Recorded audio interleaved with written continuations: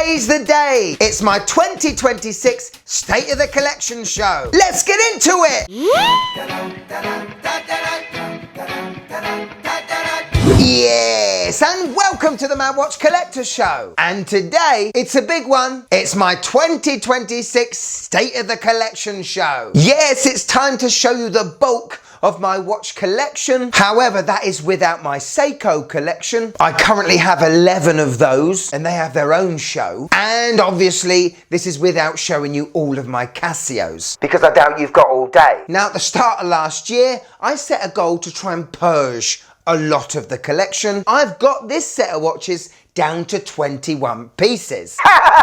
Yes, all right, yeah, still too many, obviously. But from where I was in 2023, which was literally swimming in watches, I think I've done pretty well. But instead of doing your bog standard, boring State of the Collection show, I thought I'd give it a bit of an awards spin, and hopefully you guys are going to find it entertaining. Plus, we can't forget, we're going to have some wife's comments at the end. Are you State of the Collection show 2026 ready? Let's go. So are we ready for the big reveal, everyone? 3, 2, 1, yes! And you know what? I don't do this enough. You know, lay all my watches out and just look at them, because they're all very pretty. Right now, I think this is the best varied mix of a watch collection I have ever owned. With everyone, barring maybe one or two, I try to wear as much as I can. Now, the oldest watch in this collection is my Fortis Cosmonauts chronograph I bought back in 2018. It's a beautiful chronograph. I don't wear it enough. The wife won't let me sell it. More on that in a minute. But the latest addition to the collection, well, I was very fortunate enough to get myself a Rolex Explorer 2, the 16570.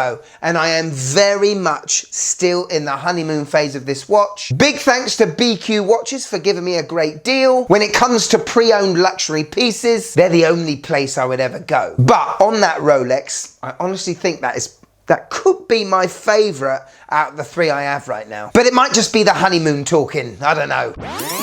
Right, first award goes to the most worn watch of the collection. It's the watch I just want to wear the most. And that is partly because I never thought I would ever own a bunch strap watch, let alone wear a watch on a bunch strap. But to get my hands on a reissue of a Handhart 417 ES flyback chronograph, to meet the people behind the assembly of the watch, to go to the headquarters in Gutenbach, Germany, wearing it just gives me something that a lot of the other watches just don't give me. A lot of pride from a, let's face it, quite an underrated brand. I know what goes into assembling, testing them, and the customer care from a brand that has been around since the 1800s. The least worn watch of the collection?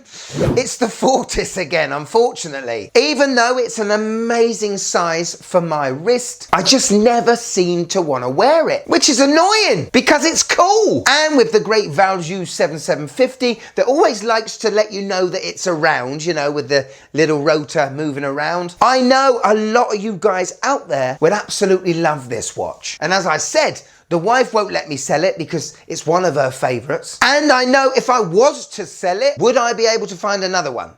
No. Exactly. So even though I don't wear it a lot, it ain't going anywhere. So on to the Best Case Award. And for me, it's got to be my CWC Royal Navy Divers. That case has been around since the 80s, and it is very reminiscent to Omega Seamaster 300s from around the late 60s time when they were issued to the British military. And it's amazing once you do your research to find out just how much input the MOD had on that Omega Seamaster. It's no wonder that the Royal Navy Divers from the Cabot Watch Company came out quite similar. But these watch cases, for me, they just feel the most masculine, most ready for action. I love how the crown guards semi-hide the crown. It's just a very, very strong design.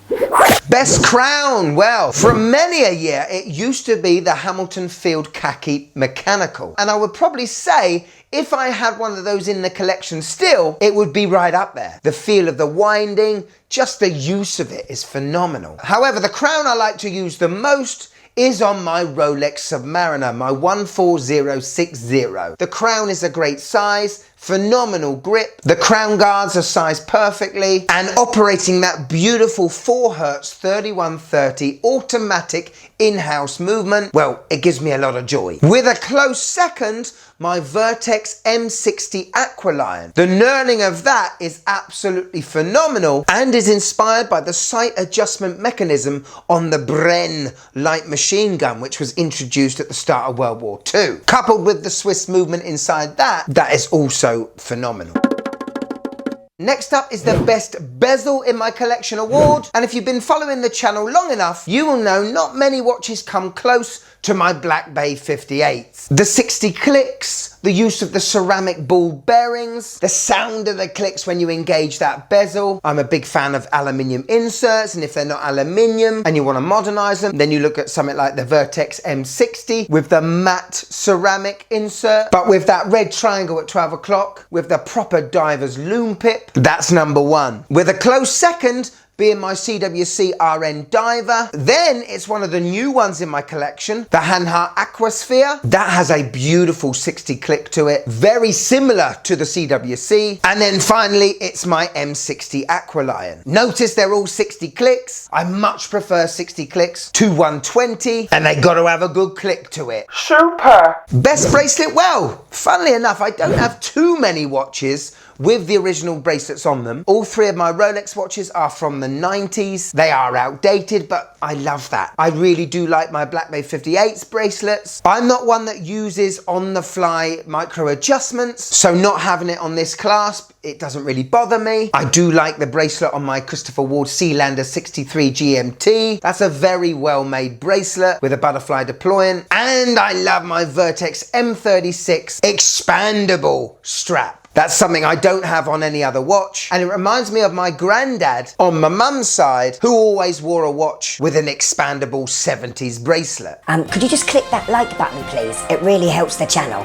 Thank you. Next up, best dial, and it still remains to be the MP45 from Vertex. This is the Heritage Edition, and it has this slight faux tina to it, but the design on this dial is, for me, magnificent. Legibility, clear, quirky characteristics, not only with the cut-off numerals, but the fact that this dial is put together with superluminova blocks. It's so interesting, great textures on the sub-dials. Can you tell I love it? And because of that Vertex DNA, a close second is the MP36, a watch that is based on the Caliber 59, one of the Dirty Dozen watches from 1944, and it still has to be the Explorer 1. That does a phenomenal job of looking sporty and dressy all at the same time without being too overdressy. Also, a big shout out to my Doxa 300 Sub Professional. That thing is an absolute beast and I love it. I don't have too many watches with colour, and as this one is orange, it pops out from the collection the most. I love wearing that watch, especially nowadays on a grey NATO style strap. Superb.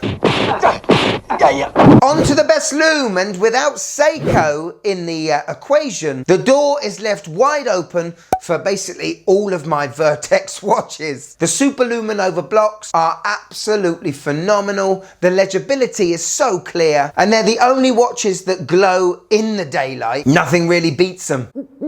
Best handset, the Explorers and the Submariners Mercedes handset, I really do love. It reminds me of my granddad's Explorer, just so Rolex. I love Tudor's history with the snowflake hands. I don't have a full snowflake dial, but I appreciate the hands on my 58s. And I love military styled sword hands from my CWCs. Hello. When it comes to casebacks, I don't really buy a watch because of how good the caseback looks. I tend not to like display casebacks because if it's an automatic watch, then the movement is hidden half the time by the automatic rotor. But I guess at a push, it has to be my Vertex MP45, showing off the Sellita SW510 MP manual wind movement. It's rhodium finished with a spiral pattern with polished bevels and blued screws. It does look pretty good, doesn't it?